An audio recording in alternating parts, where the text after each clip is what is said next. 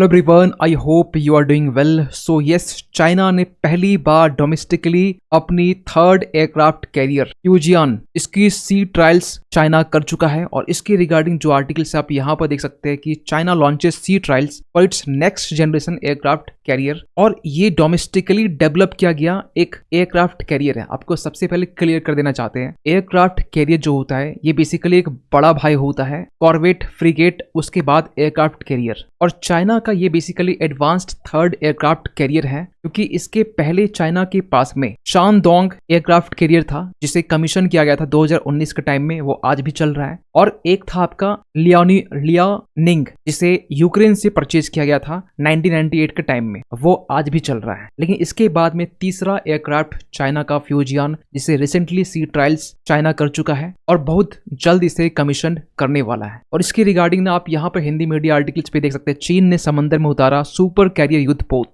America को छोड़ दुनिया में किसी देश के पास नहीं है ऐसी ताकत। क्योंकि आपको बताना चाहते हैं इस वीडियो में डिटेल से कि किनके पास में एयरक्राफ्ट कैरियर के मामले में कौन सा देश सबसे ज्यादा स्ट्रांग है, भारत की पोजीशंस क्या है और चाइना यहाँ पर क्यों अपनी third advanced Fujian aircraft carrier को फिलहाल टेस्ट किया है। इसके पीछे भी रीजन जानेंगे, एक डिटेल्ड वीडियो होने वाला है। तो सबसे पहले अगर हम बात करें फ्यूजियन के बारे में, जिसे चाइना टाइप 003 भी कहता है, जिसे चाइना बेसिकली लॉन्च तो जून 2022 के टाइम में ही कर लिया था, लेकिन इसकी टेस्टिंग करने में लगभग 2 साल लग गए। और सबसे अच्छी बात क्या है कि चाइना बेसिकली अपनी जो फ्यूजियन एयरक्राफ्ट है इसको लेकर चाइना मानता है कि इसमें 60+ एयरक्राफ्ट कैरी की जा सकती है। आपको बताना चाहते हैं बेसिकली एयरक्राफ्ट कैरियर का मेन पर्पस यही होता है कि वॉर के टाइम में कितने एयरक्राफ्ट यहाँ पर ही कैरी कर सकता है। जैसे भारत के पास में मैक्सिमम जो है विक्रांत का ये 36 तक है, आगे हम बात करेंगे इसको लेकर। लेकिन चाइना ने यहाँ पर 60+, आप यहाँ पर देख सकते हैं एयरक्राफ्ट कैरिड अप टू 60+, क्योंकि इसके पहले जो शेन यांग था J-15 उसमें 36 से 40 था, J-35 में 10 था और चेंगे Z-18 में 8 था और उसके पहले हार्बिन Z-9 में 4 था। लेकिन अब इसमें 60+ एयरक्राफ्ट कैरी कर सकता है। बेसिकली चाइना जो है ना इस फ्यूजियन एयरक्राफ्ट को मानता है कि एक बिग अचीवमेंट। इसके पीछे रीजन ये है क्योंकि अब तक नेवल पावर में, नेवल कैपेसिटी में यूएस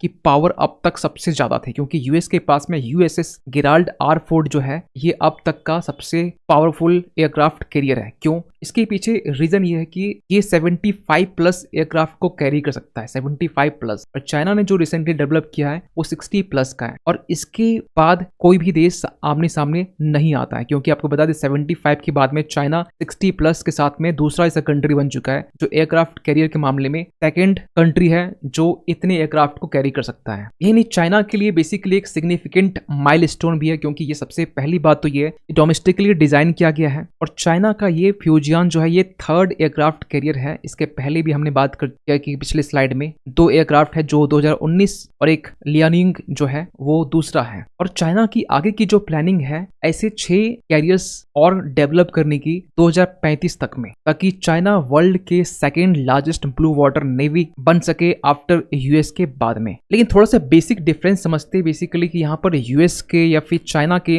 जो एयरक्राफ्ट कैरियर है इतने स्ट्रॉन्ग क्यों माने जाते हैं। देखिए, इसमें कुछ बेसिक कॉन्सेप्ट होता है और उनमें से होता है एक सेटोबार और दूसरा आपका होता है कैटोबार। दोनों में डिफरेंस क्या होता है देखिए, आई होप कि ऐसे एयरक्राफ्ट आपने देखा होगा जहां पर वन साइड में एक जो साइड है वो बेसिकली थोड़ा उठाव होता है। ये जो बेसिकली हाइट यहाँ पे दी जाती है इसका मेन पर्पस होता है जो भी एयरक्राफ्ट यहाँ से उड़ान भरती है इसको एक थ्रस्ट मिल सके। लेकिन ये जो बेसिकली फंक्शन है ये सेटोबार एयरक्राफ्ट कैरियर का है, लेकिन चाइना ने जो बनाया ना वो कैटोबार का है, रिसेंटली जो बनाया है। और कैटोबार जो है इसमें ऑटोमेटिक आप यहाँ देखेंगे किसी तरीके का यहाँ पर उठाव आपको मिलेगा नहीं, या फिर किसी तरीके का एल्टीट्यूड में झुकाव आपको इस तरीके का आपको दिखाई यहाँ नहीं देगा। इसके पीछे रीजन ये है क्योंकि ये जो पूरा जो एयरक्राफ्ट है इसका जो ये बेसिकली जो पोर्शन है सरफेस वाला ये इलेक्ट्रोमैग्नेटिक कैटापिल्ट्स इक्विप्ड है। मतलब क्या हुआ कि इसमें कोई भी एयरक्राफ्ट अगर यहाँ से उड़ान भरती है तो इसकी जो सरफेस है ऑटोमेटिकली यहाँ पर एक थ्रस्ट क्रिएट करती है। इसके लिए कोई भी सी कर्व बनाने की जरूरत नहीं है। और चाइना और यूएस अभी 2 कंट्री ऐसे जिनके पास में इस तरह के जो कैटोबार एयरक्राफ्ट है जो इलेक्ट्रोमैग्नेटिक कैटापिल्ट्स इक्विप्ड है, ऐसे 2 देश के पास में है। लेकिन हम थोड़ा इंडिया की बात करें, देखिए इंडिया के पास में भी सेटोबार वाले ही है, कैटोबार का नहीं है। लेकिन अगर हम बात करें सबसे पहले इंडिया आज के टाइम में इंडिया के पास में स्वदेशी निर्माण जो है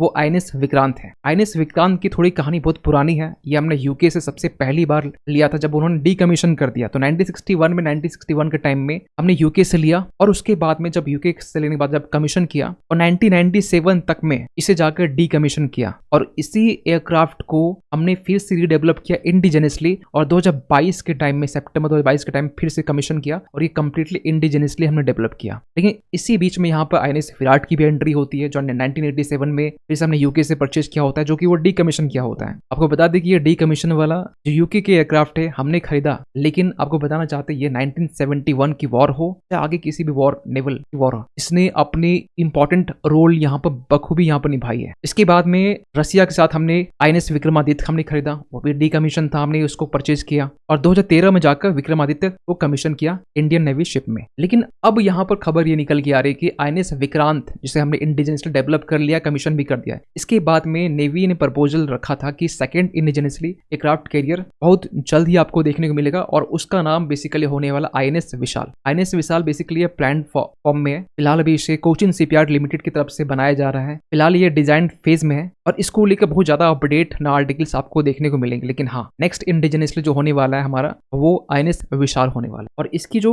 एयरक्राफ्ट की जो कैपेसिटी है वो 55 होने वाली है। फिलहाल तो डिजाइन स्टेज में है, लेकिन जो बनने के बाद में भी इसकी जो कैपेसिटी होगी वो 55 होगी, यानी कि चाइना से बिल्कुल थोड़ी बहुत कम है। 60 प्लस तो चाइना के फिलहाल फ्यूजियन है, तो ये हमारा जो फ्यूचर होने वाला है वो 55 होने वाला है। तो सबसे बड़ा एक सवाल निकलता है कि चाइना यहाँ पर किस लिए फ्यूजियन एयरक्राफ्ट को टेस्ट किया, इसके पीछे बेसिक पर्पस क्या है। देखिए आज के टाइम में ना पूरी साउथ चाइना सी इंडो पैसिफिक रीजन में चाइना ये सोच रहा है कि यहाँ पर यूएस समेत जो साउथ एशियन के जो देश है इंक्लूडिंग इंडिया भी, ये चाइना के अगेंस्ट खड़े हैं। और रिसेंटली आपने देखा होगा कि फिलीपींस के साथ में यूएस, जापान, ऑस्ट्रेलिया दोनों ये सारे कंट्री मिलके फिलीपींस से ही कुछ दूर 12 नॉटिकल माइल्स की दूरी में यहाँ पे एक मिलिट्री डील की गई। रिसेंट की हम बात कर रहे हैं और ये जो मिलिट्री डील था ये पहली बार था जो फिलीपींस के टेरिटरी से थोड़ी दूर में था। आप यहाँ पे देख सकते हैं drills will be for the first time take place outside the Philippines और इससे चाइना एक चिढ़ा हुआ है, क्योंकि ये जब हुआ तो उसके बाद में चाइना ने फिलीपींस को वार्न किया, Philippines to be sober says involving US in South China सी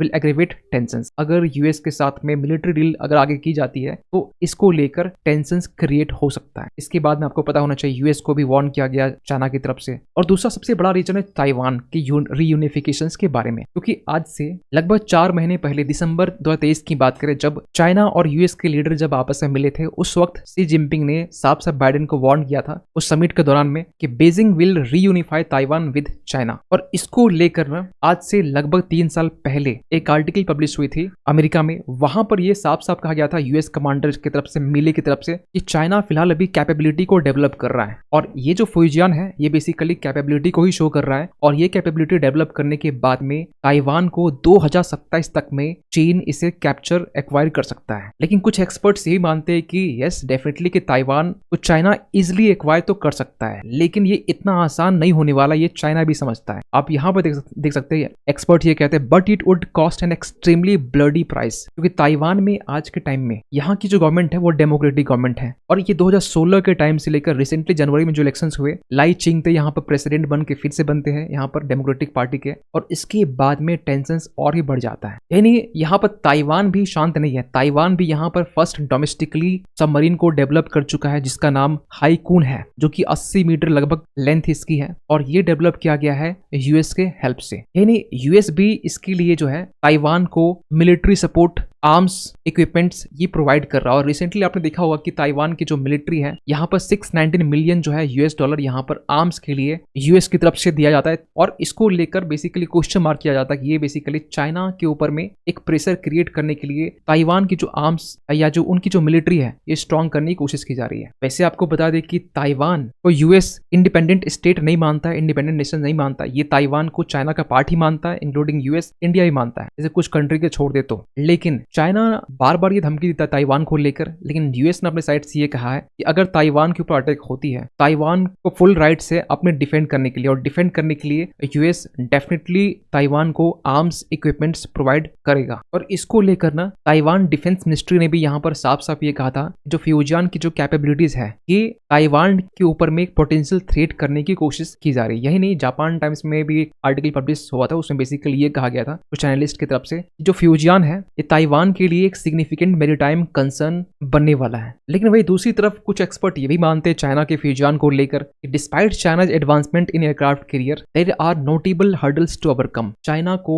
फिर भी हर्डल्स फेस करने होंगे। इस तरह के हर्डल्स तो यहाँ पर यह कहा जा रहा है कि एक सब्सटेंशियल डिस्पैरिटी हमें देखने को मिल सकता है किसके बीच, तो प्रोफिशिएंसी ऑफ सेलर्स ट्रेनिंग और यहाँ पर जो डिमांड्स ऑफ एक्चुअल कॉम्बैट है। मतलब ये हुआ यहाँ पर कि जो एयरक्राफ्ट कैरियर है उसे तो बना लिया गया है, टेस्टिंग भी कर दी गई है, लेकिन जिस तरीके से आज के टाइम में नेवल में जो एक्चुअल जो कॉम्बैट डिमांड्स हैं और जिस तरीके की ट्रेनिंग चाइना को नीड है, इसके बीच में कहा जा रहा है कि सब्सटेंशियल डिस्पैरिटी हमें देखने को मिल सकता है। क्योंकि आप खुद नोटिस कीजिए कि चाइना एक लंबे टाइम से वॉर में इन्वॉल्व नहीं हुआ है। डेफिनेटली चाइना की जो नेवी है, नौसेना, ये पूरी दुनिया की सबसे नंबर 1 है। बेसिकली नंबर्स वाइज में सबसे ज्यादा जो नौसेना है वो चीन के पास में। लेकिन जो कैपेबिलिटीज की जब बात करते हैं, कैपेसिटी की बात करते हैं, नेवल कैपेसिटी, उस मामले में यूएस आज भी सबसे आगे है। और इसको देखते हुए चाइना की जो फ्यूजियन एयरक्राफ्ट है कैरियर, इसे एक्चुअल कॉम्बैट की जो डिमांड्स है ये समझते हुए टाइम डेफिनेटली लगने वाला है। एक्सपर्ट्स ये भी कहते हैं कि ये कम से कम 1.5 से 2 साल और लगने वाला है। खैर, आप क्या मानते हैं खासकर चाइना के फ्यूजियन एयरक्राफ्ट कैरियर के बारे में? और जाते जाते एक क्वेश्चन आप सभी के लिए कि हाल ही में यहाँ पर world intellectual property day celebrate किया गया और ये एनुअली किया जाता है। आपको बताने कौन से डेट को यहाँ पर सेलिब्रेट किया गया। वैसे ऑप्शंस बहुत हिंट्स वाले होते हैं, तो ऑप्शंस आपके पास में अप्रैल 26, 25, 1 मई और 10 मई। आइए आंसर कीजिए कमेंट सेक्शन में, और इस पर भी आपकी क्या राय है ये भी अपनी राय जरूर कमेंट कीजिएगा। मिलते किसी अगली वीडियो में, तब तक के लिए थैंक यू सो मच।